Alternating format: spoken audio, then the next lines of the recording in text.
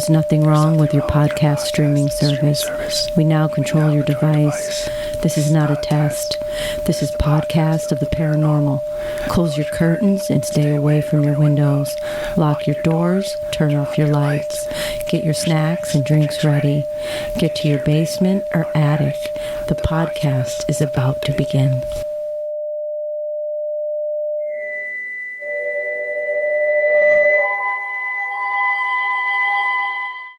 Hello, everyone. I am Gabrielle. And I'm Jody.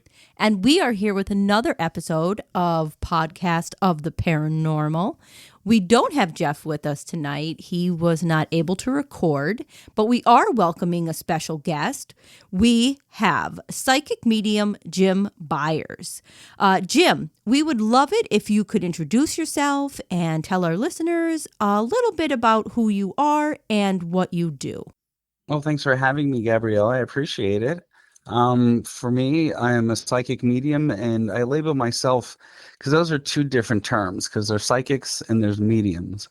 And with psychics, this is more about reading energy or getting information upon the person that they're reading. When it comes to a medium, that's more the connecting to the spirit world, communication with people that have passed on. So I call myself a psychic medium because I can do a little bit of both. And sometimes people come in for a reading and they're expecting to get a message from grandma, and they actually get guidance on their life. Because what happens is, for me, when I'm reading someone, I'm picking up where you are right now. And the spirits also know that they can talk to you some other time. Like right now, what's important is you may be getting through a certain transition in your life. Maybe it's job loss, relationship transition, an illness, maybe a certain up or down in your life, emotionally, mentally. Sometimes the spirits can know because they watch over us. They're around us and they know that we're hurting or we need something else. We need a change. So let's tell Jim how you can progress here because they know you better than I do. That's interesting because you specifically brought up sort of like liminal times, right? That's when you have these experiences, right? When something's really heavy going on in your life and you're in between maybe a job transition. Or you're in a transition space. Yeah.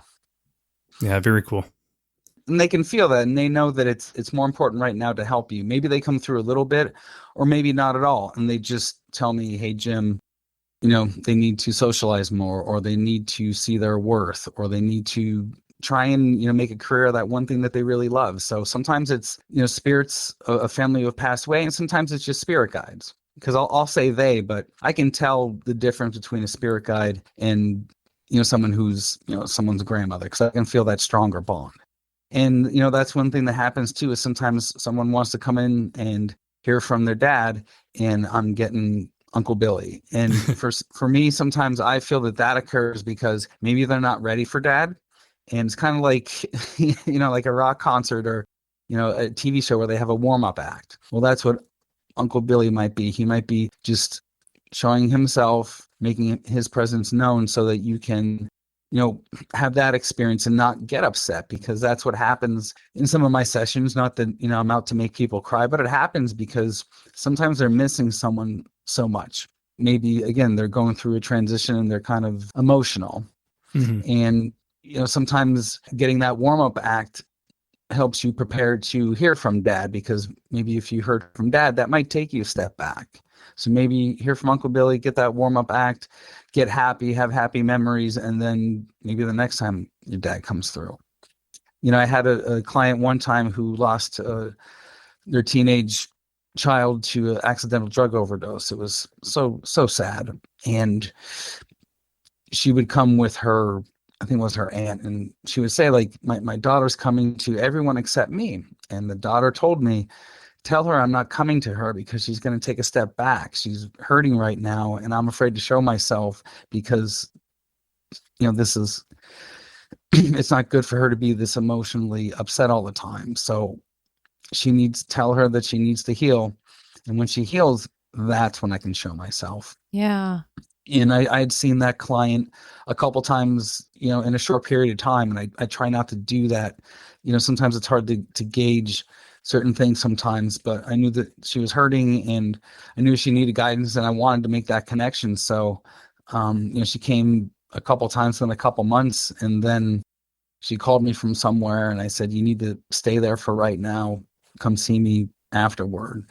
Because people have to be prepared for this. I'll get a call from someone to set up an appointment. They're like, well, my dad just died last week. And I'm like, hey, give it have some you time. healed? Are you Yeah. Are you processing this? Because it's not only the human process of someone passing away, it's also the spiritual process. Because, if you want to just simplify it or break it down to, St. Peter at the Golden Gates up in heaven, there's a process here. Not that it's a religious thing, but I mean, I think of that, or Bugs Bunny or whatever, at the gates, we get welcomed up there, and then there's a transition. We have to do a life review, what we did right, what we did wrong, what did we learn, what would we change? Do we want to stay there and serve? Do we want to come back down here on earth to serve? So that's a process. And, from what I've learned and the information that's been provided to me is that, depending on the person's human life, it dictates how long they're going to be in this life review. If you were a pretty decent person, you might have to review a couple things and then you move on and take a breath. I always like the part that's the family reunion, and that helped me through a period when my mom passed away, is knowing that, okay, I'm losing her, but there's people she hasn't seen in a long time. And if you don't mind me asking, are you Catholic? I was baptized Roman Catholic. Okay. Now I'm just spiritual, and it's just a progression. I mean, I respect it. I would love going to my Graham's Methodist Church. I think there's a difference between those two genres, if you want to call it that. Yeah, it's a big difference. Yeah, it is. It's a lot more laid back because I'm Catholic too, so. Yeah, and my Graham was pretty involved. I mean, she was in the choral group. She would do their bake sales and their white elephant sales and their little, Friday night plays and stuff like that, when people used to do that stuff. And we would go along, and just people held a lot of respect for her, and she was very involved. With the Roman Catholic, we just didn't get involved. Yeah. Except for like Sunday school, Yeah. Mm-hmm. I would imagine you talk to people from all. I get a couple I get a couple international things here and there. Mm-hmm. But that's what I do. I started doing more phone readings this year just because I'm more of an in-person person, and I like that connection, that energy connection. But with the phone, there's always the technical thing. So I always have to I check in with people, a couple hours before, whether they're coming in person or on the phone or Zoom, just to say, hey, make sure everything's charged, make sure you're in a place that's not going to be disturbed and it's quiet, and you have time for this. So I've been doing more phone readings, and I'll get them from different states. And what I do like about that is the fact that I can't see them. And when I do the face-to-face things, you can see that the information that you're providing means something because there's a certain expression there, whether it's, someone getting emotional, about to tear up a little bit, or someone, a big smile. And then also the I don't understand. You get that range of things. But with the phone, I just, just like I'm talking to you right now, I'm just talking over the phone. I don't do FaceTime. Like I said, I do some Zooms. But the fact that I can't see them, I like that, because then I know it's more genuine, and I'm not that I do this during my in-person readings, but I don't need their facial expressions. I don't need to see them to do this reading. That's a great point. Yeah. I like that. Yeah. Well, I've done developmental classes, as time and money allows, and one of our exercises was to, sit down in a chair and read somebody, kind of back to back. You know what I mean? Mm-hmm. I'm not facing them. And I was able to do that. And so from that point on, I was like, this isn't, I think it's a really great test, because again, you're not, you don't see the facial expressions. You're just going by what's coming through and what you feel. And that's how a lot of my readings go, is just, it's so amazing. I wish people could see how I see this, like in my third eye, just a certain perspectives or points of view. And what I see too, I can see wonderful, amazing moments that people share, whether it's a little vacation somewhere, or grandpa teaching their son to fish, graduation, that somebody really worked towards to get there, births, then I've seen deaths too. And I've seen deaths, and I've seen murders too. I did a reading for a family who has someone that's been lost for a long time. And I reached out to them, for more reasons than one. Like, I remember that case when it first started, and it's just been ongoing for decades now. So I was like, well, maybe I can help, because I remember seeing the poster of that person when I go get gas, and it just seemed like this synchronicity thing. So I reached out to them. When I do things like that, I don't charge money, because I'm just not, I'm not doing this. I have to pay the bills. I have to keep the lights on. But, if I was independently wealthy, I wouldn't charge anybody, but there's reality. Right. Sure. But when I reach out to someone, especially in a situation like that, where their loved one has been missing for a long time, I just said, just come. I want to help you. So I was with that person for like 3 hours, because just with all the energy between her and myself, and the person that was missing was just very strong. I actually was kind of, I was a little bit nervous. I wanted to practice the night before a little bit, and that, the person that's missing came to me the night before, which was crazy. Yeah. Wow. And so then I picked up the next day with the reading. It was just that much stronger. When I described the girl that I saw the night before, like, she was like, yes, down to the little, I'm going to say, button nose.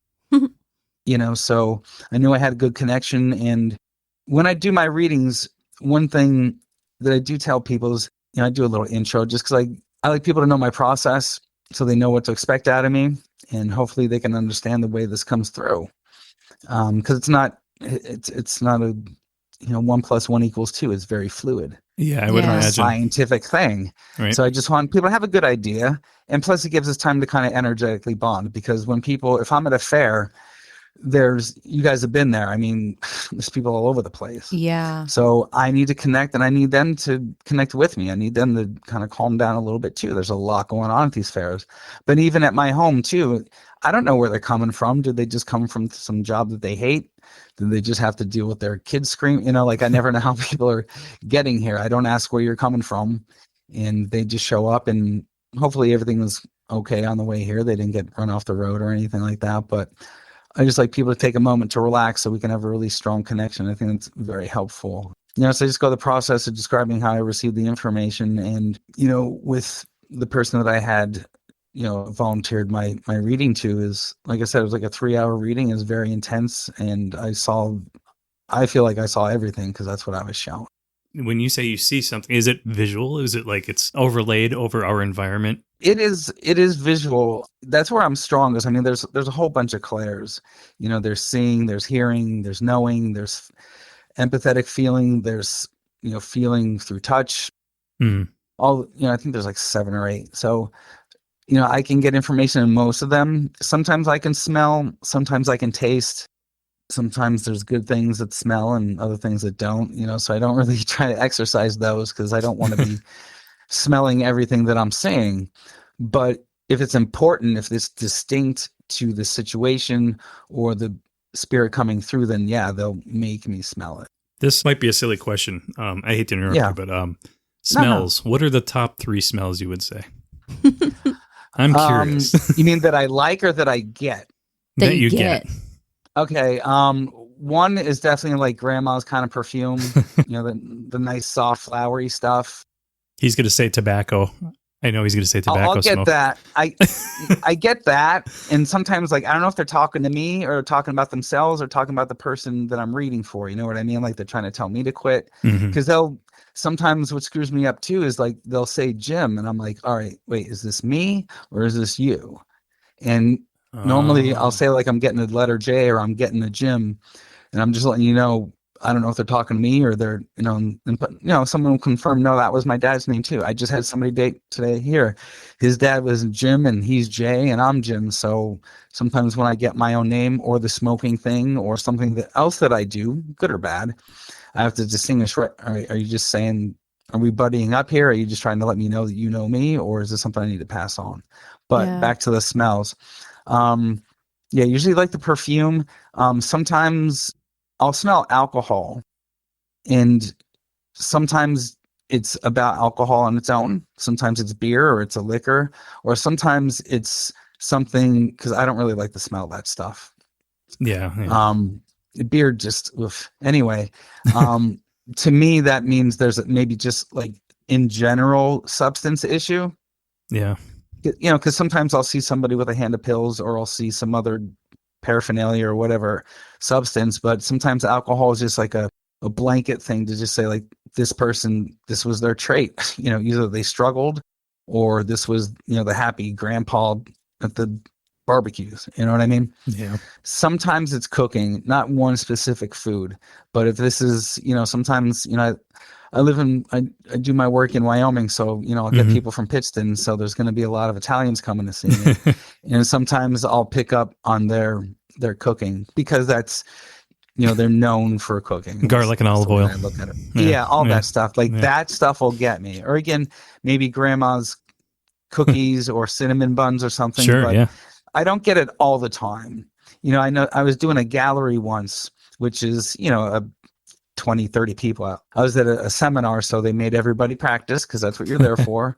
So there was like maybe 60 people or so. So, with the galleries, if you guys probably seen them on TV and whatnot, but for me, the way that I've been taught is like, it's kind of dwindling it down and filtering it by giving, you give 4 or 5 pieces of information, and you might get 10 hands, and then you give, maybe 3 or 4 more, then it gets to 5 hands, and just kind of filtering it down until you find out who that person is. And I was doing that, and I started to smell asphalt, like a road being milled, and this person's boyfriend, that was his job, so that was him, and I was seeing road work being done too, so I told her, I see this and I smell it, and that identified who the person was. And which brings up another point for me, building off that, is that sometimes it's information like that is, I don't want to say critical, but, very poignant. A lot of people, I think, like, they always want a name, or they need like this piece of information. Like, I'm not going to give you your grandma's shoe size. It's just not going to happen unless it's very important. I'm not going to give you exact details like that. But, I get names, I get numbers that are important. Sometimes it's an address. Sometimes it's a year that's important, or a month, or, a badge number or something. I just give it as it comes to me. I try not to, overanalyze it.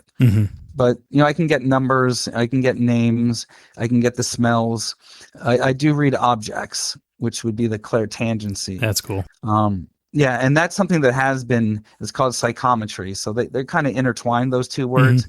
Like, psychometry is the study of clairtangency, basically. Because I did a presentation on that up at Lilydale, which is this really, it's really cool. It's this spiritual community. It's like a neighborhood. Oh, yeah. Yeah, I love Lilydale. Oh, you guys been there? No. She always talks about it. It's cool. Like, when I started in spirituality, people would say, Lilydale, you got to get there. You got to get there. I'm like, I'm expecting this utopian, all these flowers and people, and the streets are filled. And I feel like it's changed a bit. I feel like, COVID changed a lot of things. So people are doing a lot of Zoom stuff from Lilydale. They're doing a lot of, pre-registered RSVP readings, which that's cool. But I just expected, like, it's kind of like this boardwalk kind of thing where you're just walking around and somebody's sitting on their porch, or they have a certain poster and just walk in and get a reading. But it's more organized now, I think. But it's this cool little town, and you just walk through it, and they have, an outdoor area where I don't know if they still do services, but they have done it, and it's really cool to see I'm a history kind of person, so to go in their library and see pictures of some of the famous people that have gone through there, readers or other paranormal investigators and whatnot, and just get the feel of the town. It definitely has a certain feel to it. And they have a little beach there, and there's a hotel that you can stay in, and it's just a really, I liked that I was able to go there. When we explore, we do the same sort of things, right, Gab? Yeah. She hits every library in town, whatever town we like going through, like small towns, right? Yeah. Seeing the characteristics of them and get the vibe. Yeah, absolutely. Yeah, I know the Warrens were there. Yeah, I'm trying to think of all the pictures of the people they had. There's some people that I just don't know, but Gabrielle probably has a list. Yeah, definitely a cool vibe to it. I mean, if you got the 5 hours or so to drive from here, it's worth it. Yeah. Well, we just made a 5-hour trip by Lake Erie. Yeah. We might. Oh, yeah. That's up by. Yeah. Kind of up that way. Yeah. Yeah. I think I was staying in Dunkirk, New York. Oh, so it was okay. right on Lake Erie. So it was really nice because just a different view, and that's what I like about doing these fairs that I do. I'm Lancaster, Harrisburg, Lebanon, Allentown. Sometimes I go a little bit in New Jersey. Sometimes I go a little bit in New York. It really depends on, the event and, how long my travel is. But I'm in Gettysburg almost once a month, and I really enjoy that because there's a shop called Etheric Connections, and they host me once a month to do readings, and sometimes I'll do regressions too. I kind of leave that door open. Oh, it's cool. We go there a lot. Yeah. Yeah. It has its own feel. I wish I had an opportunity to move there and I passed on it, but I kind of regret it a bit. For one, like all my work, a lot of it's south. There's some things here locally. I wish someone would start doing an event around here. They've had them, and then again, COVID really wiped out a lot of things, and sometimes it's hard to come back from that. So I don't see a lot of fairs up here. If I did, I'd be at them. So I do shops. I've done shops around here and the Poconos, and I visit the shop in Gettysburg, and I made it a day trip lately just because of all the driving and everything. Just do that. But sometimes I'll stay for a night and just have like a little mini working vacation, and I really enjoy it. And they do such great work down there. I know the past couple of years they've really been working on maintaining the land and returning it to that time period, 1863. So they're taking down trees where they need to and building this up and whatnot. So they're really doing a great job of getting it back to that time period. And I always like going to Devil's Den. Yeah, I got a picture there once, and I just feel connection there. And I was there, I think when I was at my day job, when I was, I worked with Gabrielle, I had to do some seminar. I'm like, well, I'm at Harrisburg. I'll just run down real quick. I think I had a friend who's in New Oxford, and he was a antique dealer. So I visit him and then run down to Gettysburg, and I get to Devil's Den, and I just feel like I'm being drawn to those boulders, and there's like a little spot under one of them, and I just saw this purple energy just kind of going a little bit back and forth, a little bit back and forth, and I just felt that I was connecting with a Confederate soldier who just didn't know that it was okay to come out. Wow. And that's one of the experiences I've had since I've been doing this work. Like before I started doing the spiritual work, the psychic medium readings, I also do Akashic records. Like I mentioned, I do past life regressions, and I do Reiki. Everybody does Reiki, so I got that too. It's an impressive resume there. Yeah. I'm trying to build on. I've been getting some shamanic healings lately, which I could talk about that too. They've just been so helpful and just so mind blowing that I feel like I kind of want to start to lean into that too, because once you start to come in contact with people and do readings for them or regressions or Reiki, like you really start to see like, well, what do people need to heal or to understand themselves better? Yeah. And I feel like now I'm learning because this is what happened too for me. I was getting readings before I started offering them. So you get to see what it's like to be the client and what your expectations are and what your experience is. And I feel like maybe I just need to be doing the shamanic healings now and experience it, and then move on to be actually facilitating them. So then I know what to expect, et cetera, et cetera. But I had experiences in Gettysburg, before I started doing readings, and one of them was at the high water mark. It was really weird because it was like September. I went down for my birthday, so September 25th, 2003 or something like that. But by the time I get there, it's almost dusk. It's a Tuesday. It's, early fall. Everybody should be home, So I go out, and I'm with a girl that I was dating at the time, and we're just poking around. We have our flashlight. I mean, real low budget. Not that we were trying to do anything with it, but just for ourselves, and it's always about proof, I think. And I think that's why, like, I started off that way with my spirituality, was like, and a lot of people need like proof in some way. And even like when they come for reading, like I was kind of hinting on before, like one piece of information that's all they needed, or that confirms everything that they were kind of maybe not seeing in the moment. For me, I mean, for what we do, me and Gabrielle, I try to rely on my feelings a little bit, but I don't have that sort of gift. You know what I mean? Yeah. So like, for me, it has to be something very visual or audible. Yeah. And I like the personal experience that you get. Personal experience that you get, knowing, or sometimes other people get it too. Yeah. You could have a group experience, and you never seem to have that camera out to get that, to get that film. Because that hard evidence is so rare to get. It's impossible. It's something that's undeniable. Yes. And I've heard and seen evidence 100%. Because I'm not really big on orbs because, I've taken my share of dust pictures. Yep. So Yeah. I mean, unless there's something crazy going inside of it or it's huge. And I had that happen in Valley Forge where we were near, and I don't really hear a lot of people going to Valley Forge to do investigations like they do at Gettysburg.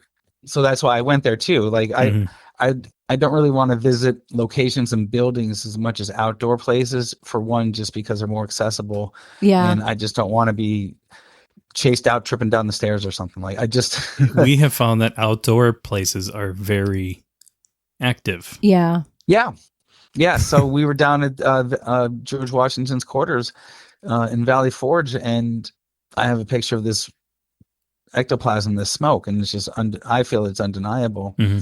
But we were near what was this, Mad Anthony Wayne Monument, and it's really cool because I think there's still some original cabins that were built by the colonial soldiers or the Continental Army. So wow. We're there, and the girl I was seeing, this orb just started to get bigger. We're taking a picture, and this orb would get bigger and bigger and bigger. And then me and my buddy that was there, he's taking a picture. So we're going shot for shot. And each time this orb is bigger in his shot and then my shot. So that one, I mean, I'm totally sold on. But wow. Yeah, you could kind of tell when it's dust and something floating around. Yeah, because I took a picture at Gettysburg once, and I was like, oh my God, look at all these spirits. I'm like, Jim, that's dust. Relax. Yeah, especially in those old basements, like the Wade House and Farnsworth and all that. Yeah. Now, how about light anomalies? Have you had those in Gettysburg? I don't think I've had them. We've had orange lights, I think. Yeah. Sorry. I know that no, it's all right. I was down at Sachs Bridge, which I like going there because I've had experiences there like this one where me and the same buddy were just walking along that stream or creek. Have you guys been to Sachs Bridge? Well, you're reading me right now, Jim. Because I was about to bring up Eisenhower Bridge. Yeah. Okay. Have you hit up Eisenhower Bridge yet? They call it Suicide Bridge. I'm trying to think of the geography and what area would that be? It's nearby. The two bridges are literally 10, maybe 15 minutes apart. Yeah. Oh, then I must have been at it. Yeah, I can't recall. It's a big, more like a metal bridge. Steel structure with. Yeah. Okay. Because I know which one you're talking about, the covered bridge. Yeah. We can't get anywhere near the covered bridge because that is filled with people all the time anymore. Yeah, you got to pick your time. Usually when I'm there, it's not a big crowd. I get lucky, but we were going down this path along the creek, and we were with this guy, and he told us about one patch where there was a bunch of Native Americans with a carriage because I guess they had been either volunteered or otherwise to help with the Union soldiers. And, with Sachs Bridge, that was the retreat of the Confederates. So just imagine all the emotions and loss and hurt and pain and anger and all that passing through over that bridge. Yeah, we talk about this all the time too, because again, bridges are liminal space. Yeah. Yeah. Because it's a passage from one side of a waterway to another, a road. There's a lot of traffic. There's people constantly going back and forth over them. So a lot of a lot of activity. Yeah. So we were walking down this path, and we met this guy, and he's saying, Native Americans over there with the carriage. We're talking and whatnot, and he's like, "Oh, we gotta go." I'm like, what's wrong? I'm thinking there's a bear or something. He's like, "No, we gotta go." I'm like, all right. And he shows me his camera, and there's a red diamond there. Oh, wow. And he's like, that's just not good energy, and we need to go. I'm like, I believe you. But usually when I'm at Gettysburg, I don't have anything terrible happen to me. Some things are definitely perplexing. When I was mentioning the birthday visit, I got to the high water mark, and I get out of the car, and I don't know if you've ever heard the sound of bullets going through branches. Oh, it probably sounds like a firecracker, I would think, yeah. Well, yeah, I mean, if you ever, trust me, I'm not a big hunter, but if you use a scatter shot, all these little BBs going, So I was hearing that. I'm like, where's that coming from? And then I swore I heard cannon fire. I'm like, this is just not real. Yeah. This is like, like I said, 2003. Like, this isn't real. So, it started to fade away a little bit. And, the girl that I was dating, we're walking and we're just sitting there with the camera and flashlight, low budget, just waiting for something to happen. And then I just hear somebody to my left scream out, "God bless the North Carolina 24th Regiment." And we both turn, and there's two guys in, Confederate clothes just standing there looking at us, and we're looking at them, and they're looking at us. And I have the flashlight on them, and I'm like, well, I don't want to be weird here. Like, I don't want to just blind these guys with my flashlight. So I look away and I look back. They're still standing there. And I said, "Do you need me to, light your path?" And they said, "No, we'll just follow. We'll just walk forward." So they did. And I look back at her, and they're gone when I look back. So wow. I either had an experience or somebody just, they got me. But I mean, it's like I said, it's 8:30 on a Tuesday in late September. Like, how many people, unless that's your thing, I feel like I saw spirits. And it took me a year or two to figure out, like, why don't you walk where they went? So I did. I go there pretty often because I like the antiquing and all that too. So I end up in Gettysburg one way or another. So I'm like, I should follow where those spirits went that one time. When I did, there's a monument for the North Carolina 24th Regiment. So oh, wow. I felt like it was confirming. Wow. So yeah. So I've had experiences at Gettysburg, Valley Forge. I do some home visits. You guys probably done way more than me. For me, I've seen enough paranormal shows that I don't want anything to come home with me. Mm-hmm. I also don't know what I'm walking into. Gabrielle knows this from her day job. Like, you don't know what's this house going to look like when I walk in there? Yeah, that's a little scary to me because we really would like to. Is there a dog in there? Yeah. Are these people, off their rocker? Are there guns? Yeah. It's all that. Yep. So when I get a call from somebody, because I want to talk to them, I'm just not going by text or email. So I'll talk to them. I can feel it out when it's genuine and they really need help. Yeah. And I've done it a couple times here and there. I did one home visit for someone and became really good friends with her. And it was just weird. I'd go down into her cellar and I'd feel a certain way about a certain spot.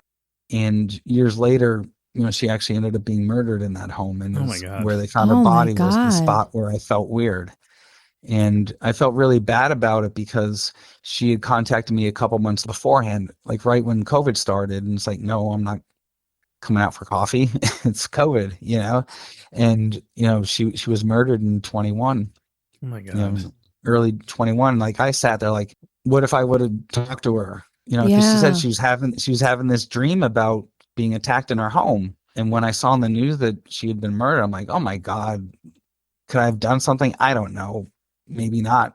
Maybe, I don't know. So that kind of wore on me for a little bit until, I talked to a couple of friends like, Jim, there's just nothing you can do. Yeah. So I pulled back a little bit from doing houses. Plus, like, one I did was there was mold there. And I really feel, if you know how mold is, like,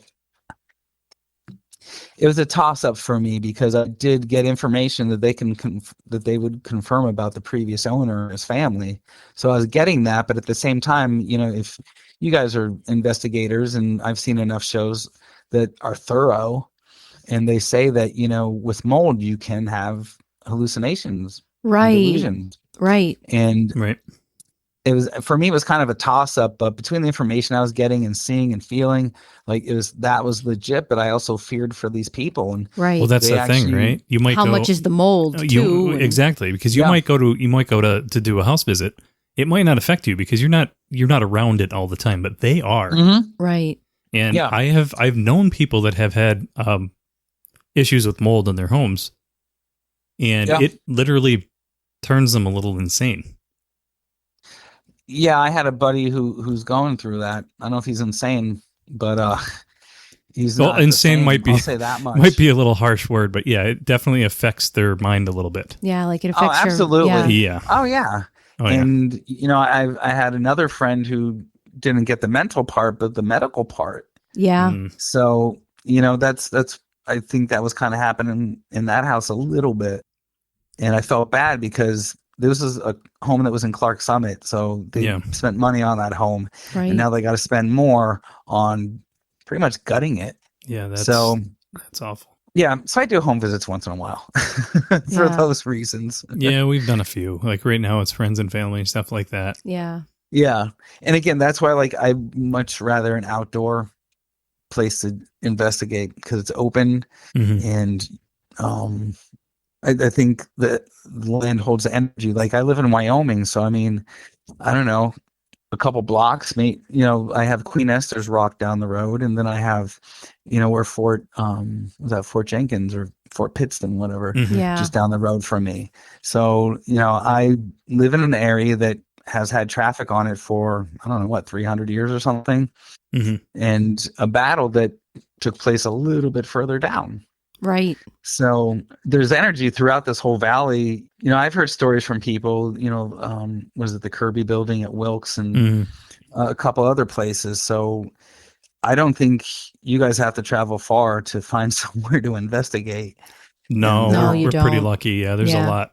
There's a lot. Yeah, there's a lot of history here. Like I feel bad. I wish they would make this area into like a little Gettysburg, because if you know the two battles, the Battle of Wyoming, the Wyoming Massacre, like huge. I feel. Yeah. And there's just a lot of energy here. And then you have the coal mining industry and all the deaths and everything like that. It's just, there's a lot of energy here. So yeah, you don't have to travel far. There's a lot of stories here. And I'm just surprised that there's not more. I mean, again, I kind of shift towards the spiritual stuff, but I do feel that me doing those investigations earlier in my life helped me get the proof that I needed.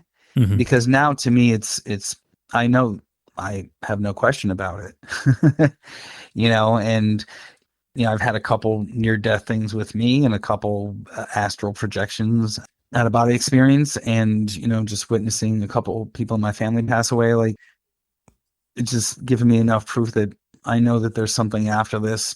I don't know what exactly it is, but I have a good idea. And I just don't feel like there's one person in charge. So, Did you have these abilities as a child? I feel like I did. Sometimes I see these people on TV. I've been doing this since I was 5 years old, and that's great. Sometimes I do envy it, but they're open all the time. Right. And so I remember I went to Kistler, which is there in South Wilkes-Barre, and I just remember being out for recess in, like, I don't know, first grade, something like that. And just a lot of the energy of just the kids playing, and I just felt like there's something going on here. They don't know what it is, and I don't know what it is either, but something's going on here. Like I just feel this energy. I feel like I know things about these kids, and I had just, we moved out of the valley for like a year or two. So, kindergarten, first grade I was still getting used to being in Wilkes-Barre. So, I was just getting all this information on kids, and then I'd be invited to little kid parties, and I just couldn't handle it, on that social anxiety. But for me, it was just feeling all this information and energy, but just not being aware of what was really going on. Right. So, I wouldn't last long at the parties, and they just stopped inviting me because Jim doesn't last long. Take his present and he'll leave, Yeah. But I get that sometimes in large crowds. And again, people want to say social anxiety, and, that's okay. I respect that. But for me, I really feel it's like there's so much energy from all these people. When you're going to a concert, when you're going in the gates and everybody's, it's a herd of cows. Like, I'm feeling some people's happiness, some people's drunkenness, some people's, sadness, whether it's there or at the mall or whatnot. For how much I go to the mall now, but because it's like, just like, tumbleweed going through there anymore. Yeah. Right. But in places like that, I can feel people. Like when I went to Bloomsburg, for college, the latter part, and I would go to parties and whatnot, and I just really just didn't get involved because I just feel everybody. Right. And some of the people I didn't really enjoy feeling, and I could feel fake people and the frat boys and the football team and these kind of girls and that kind of girl and whatnot. And just, I think sometimes for me, I get disappointed with what I feel from people, and I just kind of I'm the wallflower sometimes. Yeah. Yeah, I get that. I hate crowds. Because it's a lot to I hate crowds, and take in. I can't imagine. Yeah, I can't imagine having all. It's got to feel like a box of bees going off. Yeah.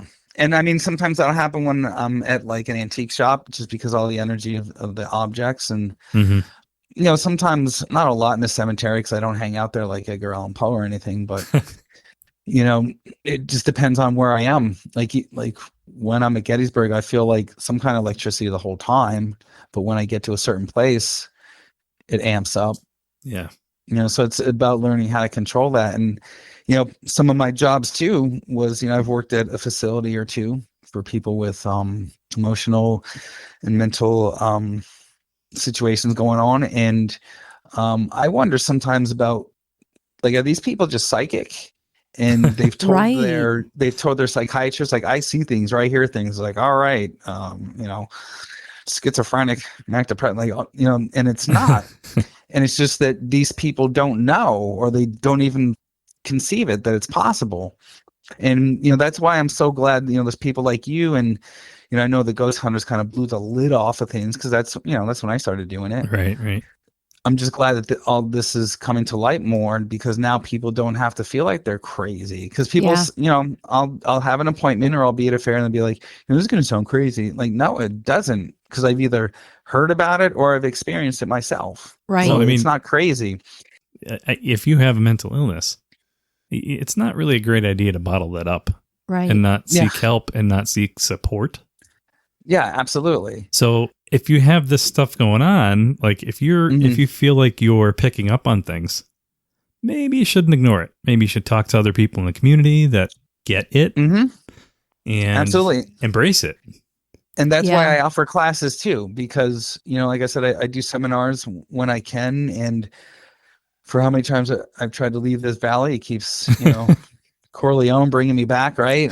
It's hard to get out of here. Because it is. And I think for me, at least in my situation, it's because not everyone knows to go to these places. Not everyone has the time. Not everyone has the money or, capacity, whatnot. So I go out and I get the information, I get the experience, and I bring it back to share with people, whether it's to, give them a message that they're seeking, or give them guidance, or, past life regression to help them learn more about their soul's journey, or the Reiki or whatnot. I bring it back here for them.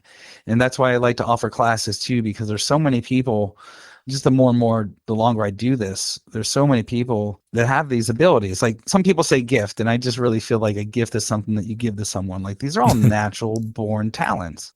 Yeah. Right. Even like when I first started, when Gabrielle started, we started almost around the same time. So we just started talking the one day, and she's like, I'm an empath. Like, she had to whisper it. And I totally got it. I thought it was cute and funny, but I mean, it's like that sometimes, but it's been like that for a long time. Yeah. What's you guys weird are younger than me, but I'm going to be 50 soon. And it's, I can remember when I wouldn't want to say anything, because I didn't want people to mock me, or I thought I was crazy, because I could have been doing these readings 20 some years ago, 30 years ago. Gabrielle would always say, hey, I'm empathic. She would always say that. And I would always look at her, you're crazy. But she totally picks up on a vibe. Yeah. Of an area. We even actually, funny enough, we were on an investigation Saturday night, and location was a like a personal care home at one time. So we're in there, we're investigating, and we didn't even talk about this until just recently, because I was like, what was happening to me in this place? It just had a really nice, like, comfortable vibe. Like, you didn't have a bad feeling in there. Yeah. It just felt really comfortable. And I started to get like flashes, like I was in the nursing home and it was operating and the lights were on and people were walking around and people were getting their meals and people were getting their medication. And like, it would like, I get a flash and then it'd go away. And I'd get a flash of like a scene and it would be gone. And I was like, what in the world is happening to me? But it was like, everybody was saying that. They were saying there was just like a really nice feeling there, that everybody there was like cared for and they really liked being there. Yeah. Well, it's funny that you bring that up, because this was back in February. I did like a little event at a nursing home up in Clark Summit, and just being able to kind of read people and I do this when I'm at fairs sometimes too. It's like I have to ignore other spirits that I know are not. Once I get a sense or a client tells me, like, I can figure out like, all right, there's a spirit here, but they are not. There's no association here. So I had I did one at the nursing home, and it was a bit of a challenge just to block out other spirits who wanted to come through. But like the first reading I did was for someone who worked there, and I was connecting with a patient that she had a really good bond with. So that was cool. That's That cool. is nice. Yeah, I've done readings at funeral homes, which is a little weird because I would take a break and, use the restroom or something and get some fresh air. And I kept seeing this one old woman standing next to a casket. And I mentioned it finally after like the third time to the person running the funeral home, like, oh, yeah, that's whomever. I think one of the old owners, because it was like a family-owned funeral home up in Pecksville for like generations. So yeah, that was like her great-great-grandmother or something like that. Yeah, I don't like funeral homes. They just have a horrible vibe. Yeah, so I mean, I've done readings at some places like that are different, and I like it. Sometimes I'll get invited to like a gated community, and sometimes I do little parties too. So people can schedule me for that as well. And I like those because I think people know when their family needs something. So they'll get, it'll be like a ladies' night or, a bachelorette party and stuff. And just to help people, especially with the bachelorette parties, just, the next couple months, how's this marriage going to be, or yada, yada. How's the wedding going to go and all that. So it's nice to be able to give information on that, and, babies, all that. I'm actually surprised to hear a lot of this, that people are actually like inviting you out to all these different events. I like it. What I picture is someone sitting in a like a parlor, right? Like you the picture all the teller. way back to like spiritualism. That's what, exactly. Yeah.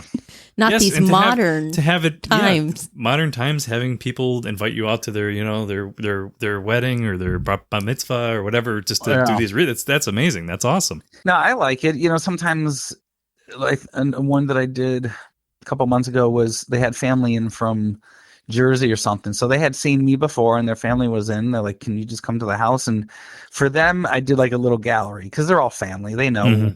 They've been changing this one's diaper and help, all that. So everybody knows everybody. There's no secrets. So I'll just go, I'll try and do 15 minutes or so with this person, this person, this person. Like when I do galleries, I try to keep it to 10, 20 people just because I just want everybody to get something, and I can't guarantee that I get to everybody. I feel bad that I don't get to them because I know what they're there for. Some people are like, well, it's a group experience. Yeah, I get that, but I want to be read, not to sound rude, but I don't care about you. I'm there for me, so I don't want someone to feel that way either. So if I do galleries, I give them to a small number so I can try and get to everybody as much as possible. Because you'll see John Edwards or whatever her name is, Caputo and all those other ones. Yeah. I like Kim Russo. I think Kim Russo, I like her a lot. She seems the realist to me. But anyway, you can pack the Kirby Center. Yeah. How many people are actually getting something? Maybe 8. Right. After the pomp and circumstance and everything else, you're getting maybe 8 people for a couple minutes apiece. Meanwhile, there's hundreds sitting there. They're all left out. They feel left out. Yeah. If you're on the balcony, I'm sorry, you're not getting a reading. Don't even buy the ticket. That's funny. But so I'll do private parties, and like I said, sometimes it's a bachelorette party or a birthday party. I like being I like being a gift.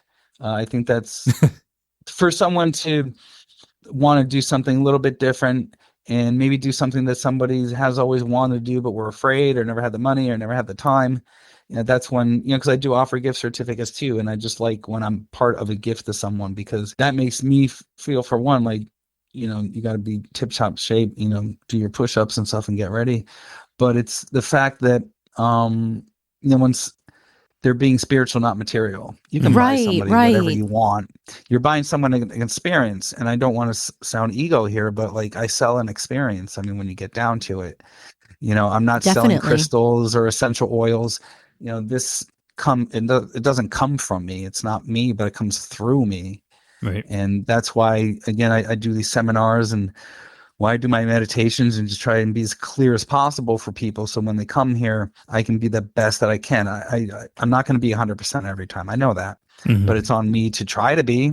But I also need my clients to, relax. You're here for a reason. Okay. There's nothing to be worried about, because some people get anxious, and I totally get it. Sometimes I do too, because it depends on what you're coming for. Again, not to go back, but just what I had mentioned before a little bit, like if someone's coming to hear from someone that's passed away, recently or a long time ago and they really miss them, like there's some anxiety there and expectation. I totally get that because I've been there. If you're going through a bad relationship, transition, you're hoping to hear that you're going to get through this, that there's someone waiting for you. Like, yeah. And I used to not do, like, people would call me for that relationship readings and I would not do them because I was like, there's more important things than that. But I kept getting calls for it. And then I realized after a while, like, they're just seeking guidance and insight.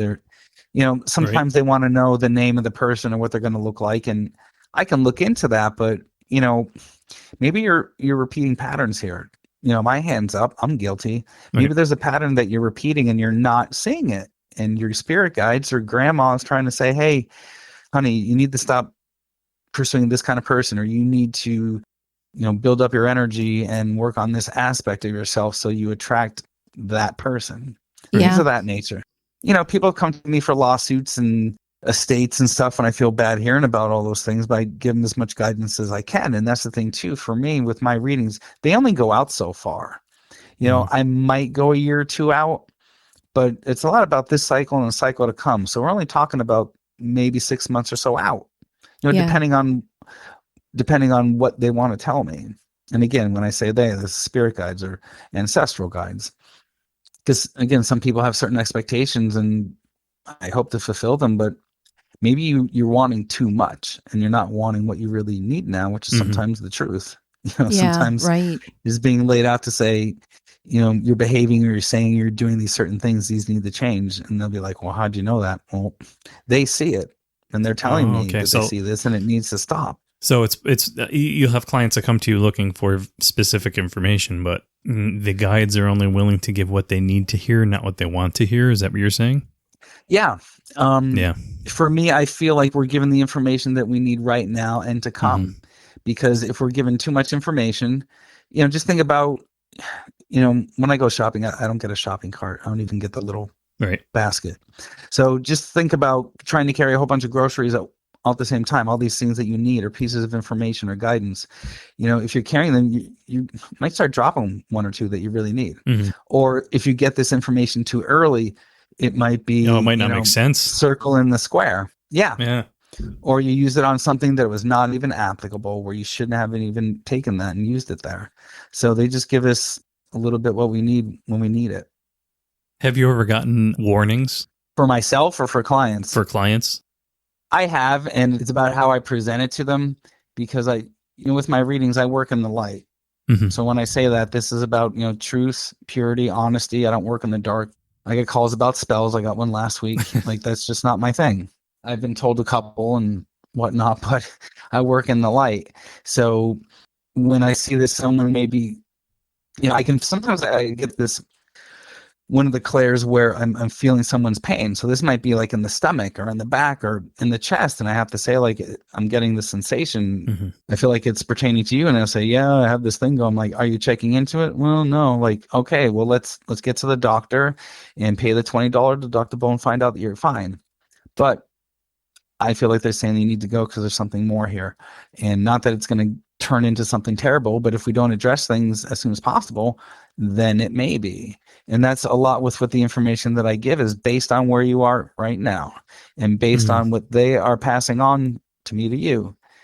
When you apply these things, it goes X, Y, and Z.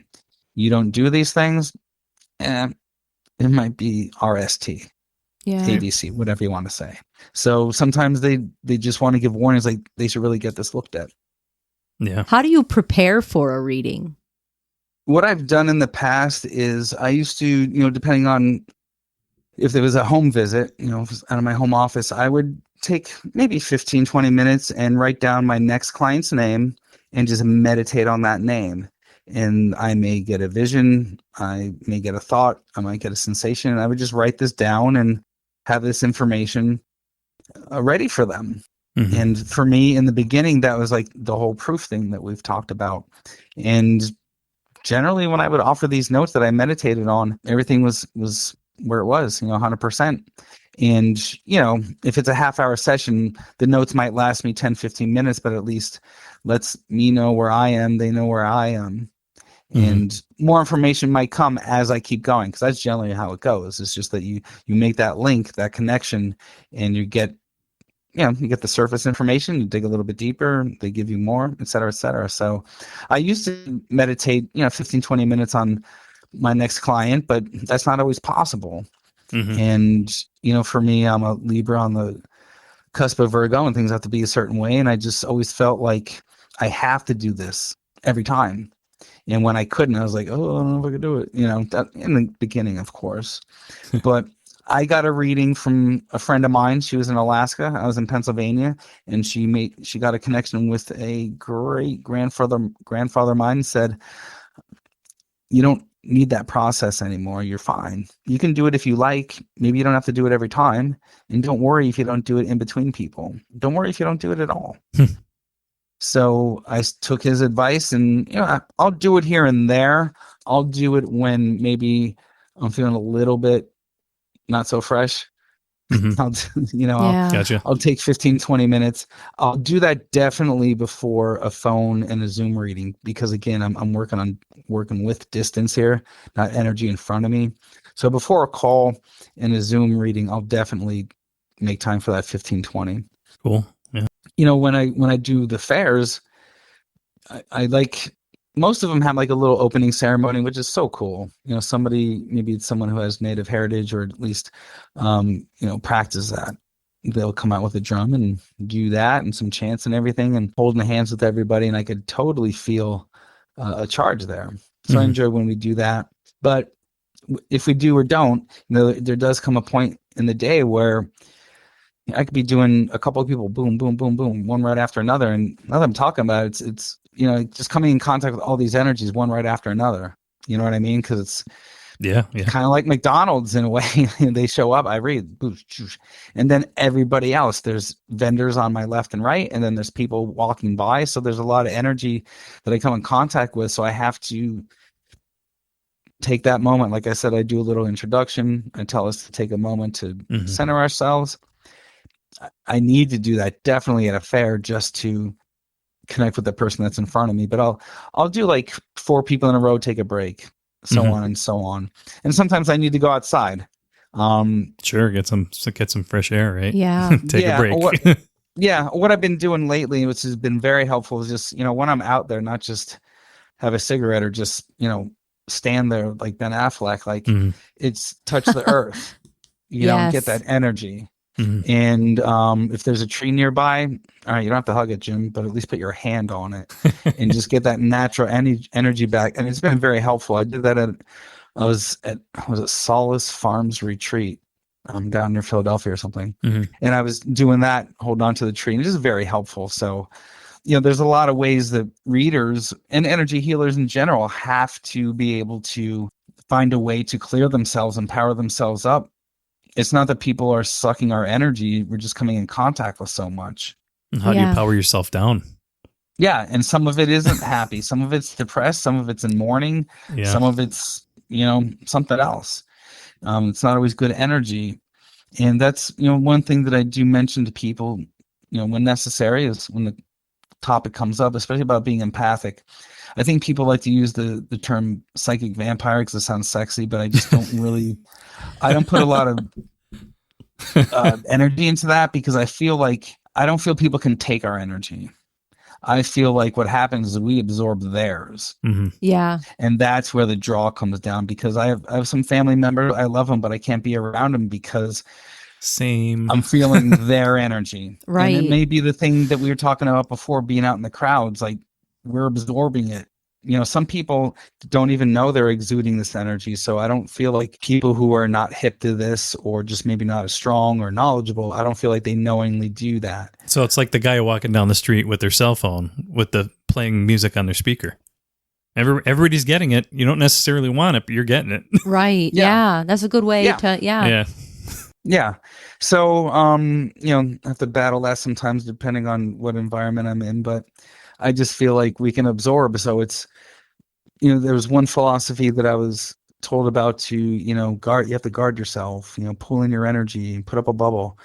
And recently, I've been working with the Greenshire Institute in Quakertown, where I've been getting my shamanic healings, which have been very helpful. But one thing that Arlene, the founder and one of the healers there, said that it's not about putting up this wall or this bubble.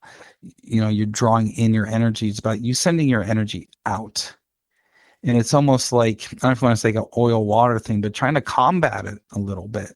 Yeah. Not like a, but battle of good and evil thing, but I mean, put your good energy out and it'll push that energy back. And maybe when you put out that good energy, it gets through that negative energy and that person maybe changes in some way, rather than just bottle myself up. So right, and give them the power. Yeah. I mean, people do it all the time, and some people are cognizant, and some people have no idea that you just healed someone by smiling at them or saying something really nice, whether that's your job or you did it in passing. So, well, funny story. We were at the grocery store last week, and I ran into an old friend of mine, and I haven't seen her in over a year. So I was like, "Oh my God, come here!" I gave her a hug and all that. And this lady right next to us goes, "Do I get a hug too?" I said, "Do you want a hug?" And she's like, "Yeah, I want a hug." I gave the lady a hug.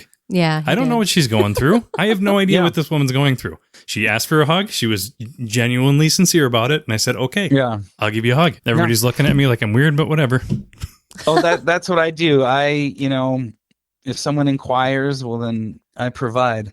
Just, after COVID and other things, like if someone wants a hug, then yes, I will offer that up. And, sometimes people offer me and I'll take it, because you do get this energetic feeling going on when you connect with someone that way. Yeah. So, sometimes when I'm at these fairs, I stop over and get some Reiki from someone, or I'll stop over someone's booth who I know is a healer, and I will ask for a hug, and they're more than happy to, and I get that recharge, go back and start doing some readings again. That's cool. Yeah. What is your favorite self-care routine or ritual? I think I'm big on water. So if it's, a really hot tub filled up with water, that makes me feel really good. Especially it's almost like Pink Floyd The Wall. Like when I come back from like a weekend away somewhere, it's like Rockstar just laying in the hot tub. But that's when I'll get to recharge. That's when I may have an epiphany. That's when I may be told or discovered on my own like a new way to do something, whether it's a service or something on my website or a promotional idea or a place I should check out. Or if it's personal stuff too, like, Jim, you need to work on this and whatnot. So a nice hot bath is always therapeutic for me. And, if I could find somewhere around here to jump in a creek or a pond or whatnot, not get arrested, that's like, I'll go up to the tubs. I like going up to the tubs, and I don't want to give away my places, but I'm sure other people are there. Yeah, it's hard. I know exactly what you mean by giving away places, because we have a place that we go to, and I don't want to mention the name because I don't want to ruin it. The spot. Yeah, right. Exactly. But there's a couple places, and again, I know other people go there, but anyway, I go there and just dunk underwater. And one thing that was helpful to me early on is, I just want to make this strong connection. What can I do to block out, the left side of my brain, or the car that just backfired in front of my house, or the person mowing the lawn, or somebody calling a raffle winner at an event? Like, how do I block this out? And I'm a Bruce Lee fan, and I just dunked myself. And as I was under the water, like, I could hear nothing. And I just heard Bruce Lee say, "Be water, my friend." I mean, he has a whole little awesome phrase, but that part of that awesome phrase just came to me. It's like, be like water, meaning the sound that you're hearing, which is nothing, which is muffled, try to achieve that when you're doing a reading, and then everything is blocked out. It's this muffled sound, and then the spirit can come through. If that makes sense. Yeah. Yeah. Because sometimes I do that too when it comes to my sight. Like, I don't, I'll look people in the eyes, but sometimes I have to look off to the side because that's where my attention's going, or I need to focus to really, really see something or really, really hear something. So, sometimes they're just sitting there looking at me. And again, I can't just sit there and stare them in the eyes all the time because I need to focus in some way. So I might look off, and it just helps me see this scenario or this snapshot in time, this memory, or be able to hear something clear. Because sometimes they're talking to me and I catch maybe 70%, and then I got to say, can you please say that again? I didn't, things like that. And sometimes it's me not being strong enough, or my client, or the spirit coming through, because sometimes they don't know what this is, Yeah. Now, is it something that you could open and close yourself to it, or is it something that's constantly being bombarded, like coming at you? For the most part, I feel like I close it down, but there's times when it opens on its own. Early on, I was just going around, passing my business cards around.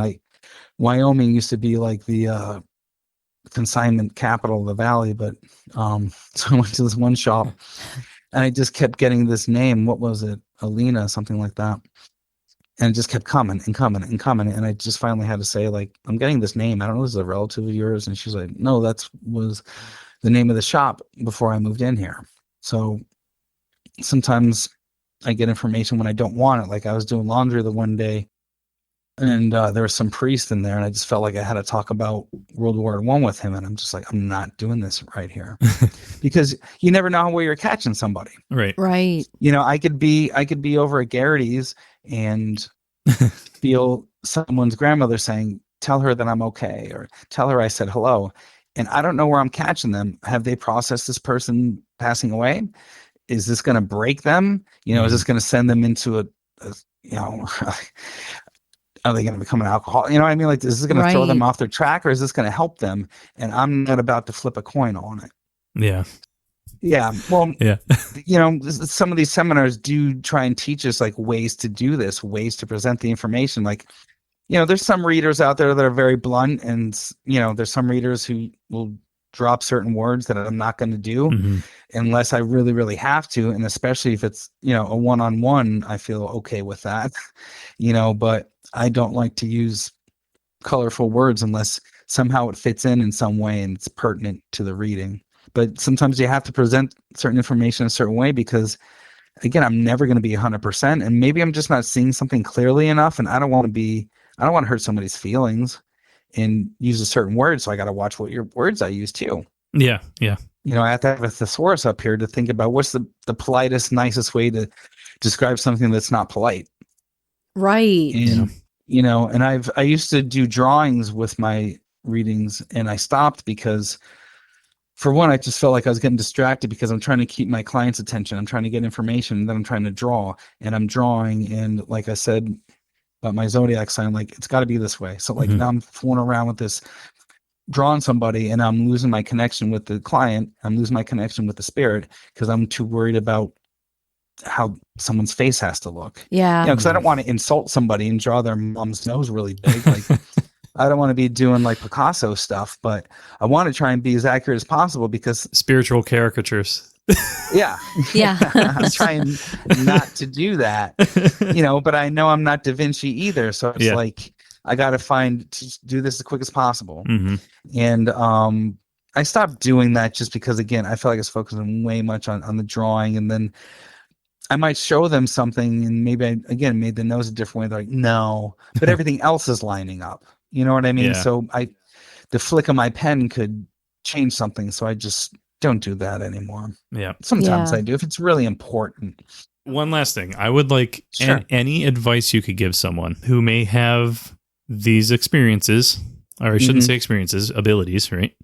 But they're afraid to talk about it. How would you go ahead and fine tune those abilities? On their own, or you mean me working with them? In general, on their own, if they want to, if they think that they have abilities, how would they go about working those abilities to kind of fine tune them and get to the point where I guess you would be at, where you're offering advice? Sure. I feel like one thing that was very helpful to me was, for one, I was taught to, or, I had a meditation class to meet with my spirit guides. And I feel like that's very important, to have a good connection with our spirit guides. We have many spirit guides, but we have 5 main guides.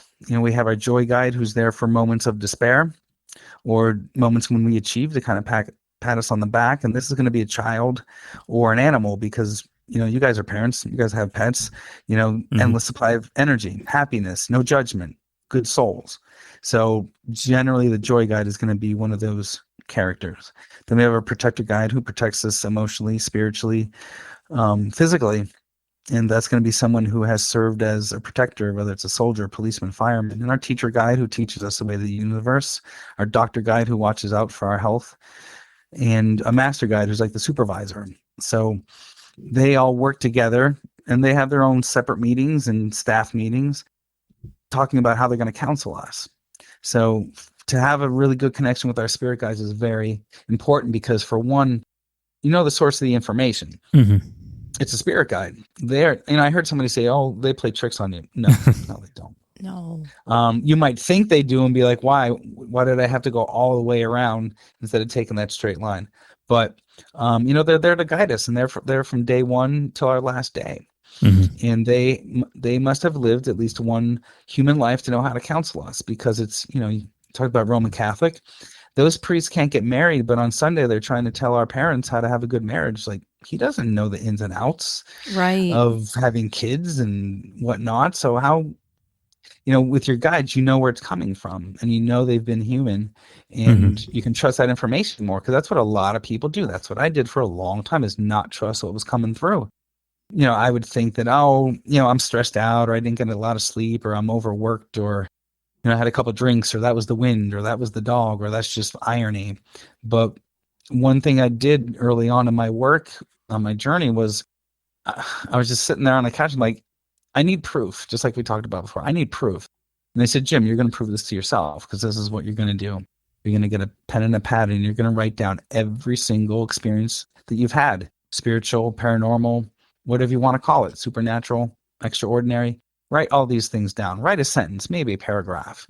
And, for me, I have a pretty good memory. So, I went from, I think I was 40 at that point, as far back as I could remember.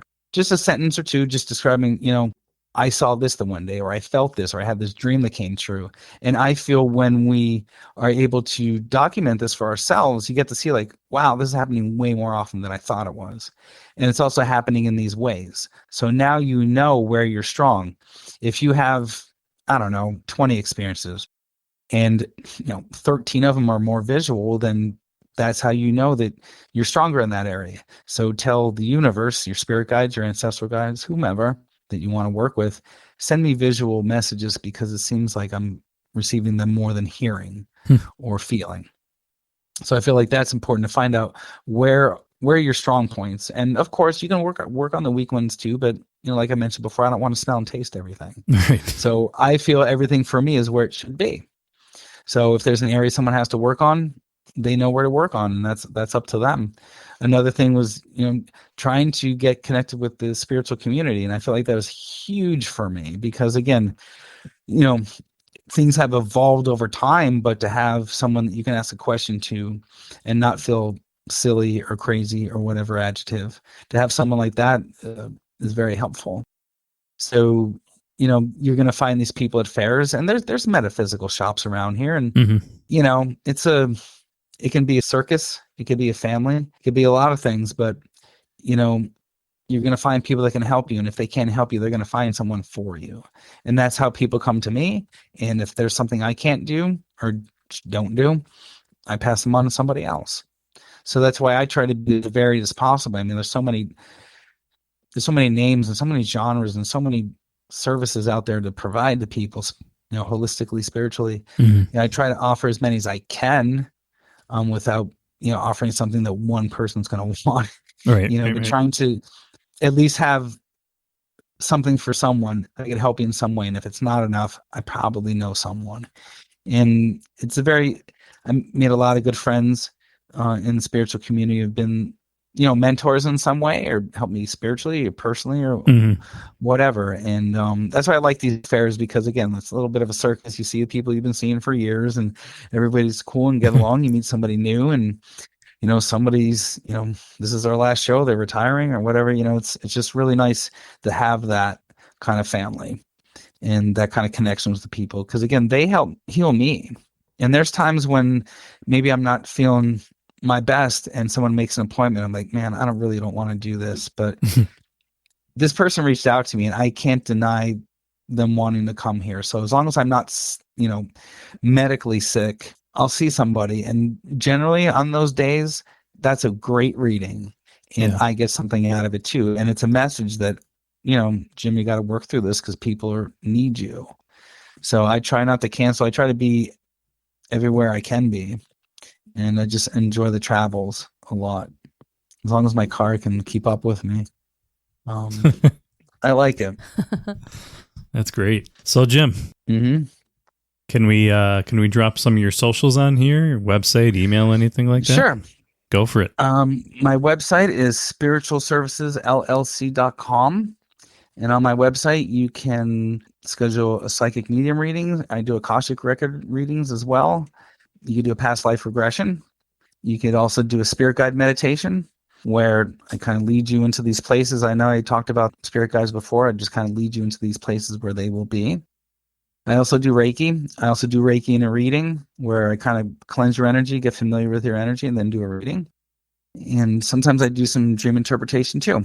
And I offer classes as well for people who are just starting out, because I feel, there's learning one-on-one with someone, and then there's something to be said about group learning as well. So people can get a one-on-one and work with me. Sometimes I get some groups together too. But you can go on to spiritualservicesllc.com to schedule a session with me. If you have a question, you can shoot me an email to you. I'm also on Facebook. Same thing, Spiritual Services LLC. I have my YouTube channel, and I would like to do more videos in time. It's just, we were talking about it before, just being literally and figuratively a production. So it's like, I would love to make it these Hollywood movies that I see sometimes, these people doing stuff on YouTube. It's a lot of work. Like, wow. Yeah, right? And I'm like, oh, yeah. Yeah. So, but I enjoy, just being a resource for someone too. If someone just went on my website that had a question, I answered it, and that's all they needed, that's okay. Because like I said before, it's taken a lot of time and evolution for this to be more mainstream and more open, and people not feel a certain way about it. So if they read a blog or watch one of my videos and I answer those questions, they don't have to come see me. That's okay. But I've had people say that they've read or watched my videos and they just felt a good connection there. They felt like they could trust me, and they felt comfortable, and that brought them in. So you got to do all those things like Instagram, TikTok, the other 15 million out there. I'm getting there, but it's just a lot of Facebook and YouTube and my website, really. And pulling all of it together, it's crazy.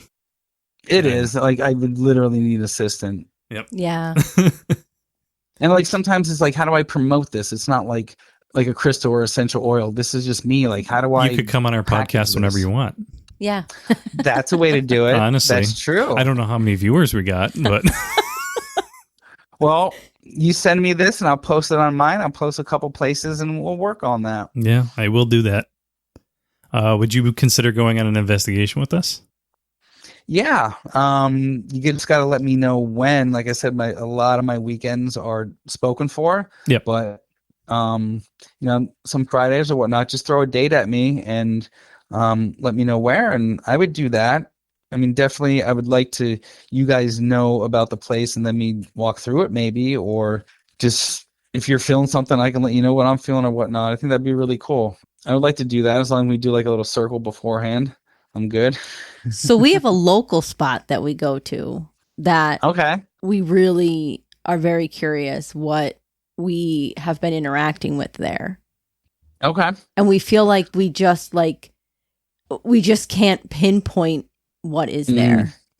Mm-hmm. So we'd love to bring you out with us. Yeah. Just throw me a date and we can make it happen. Okay. Yeah, absolutely. And I appreciate the invitation. And yeah, you let me know when you want me to come back. And if you're ever looking for someone who does a certain specialty, you're welcome to ask, like, hey, we're looking for somebody who does this. And I can help you out if you don't know somebody offhand. Sounds good. Yeah, that would be awesome. Yeah. Well, Jim, thank you for being our guest. Yeah, thank you so much for coming on, being our first guest. No problem. It was great. Awesome. Well, thanks for having me. Yeah, absolutely. I look forward to coming back on.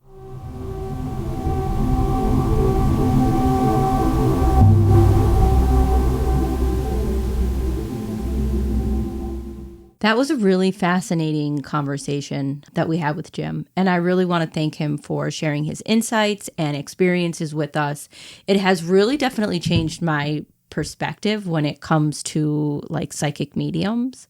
Mm-hmm. It was like really an interesting look like into his mind. And I mean, like what a great interview. Yeah, honestly. That was fantastic. Yeah. Might have to bring Jim on as a host. I don't know. He did a lot of talking there. So he definitely has to come back. Yes, I think we have to go and investigate with him. Yeah. We really hope that you enjoyed this episode here with us for Podcast of the Paranormal. If you did, please consider subscribing, leaving us a review. It does help other people find our show. You could also connect to us on social media. We have handles for our podcast. You can find us on Facebook and Instagram at Podcast of the Paranormal. You could even let us know your thoughts of the episode, suggest future topics to us, share your stories with us, really anything you want. And just remember, keep an open mind to the mysteries that do surround us. And next time, hopefully we'll have Jeff with us. Thank you. All right. Thank you guys for listening.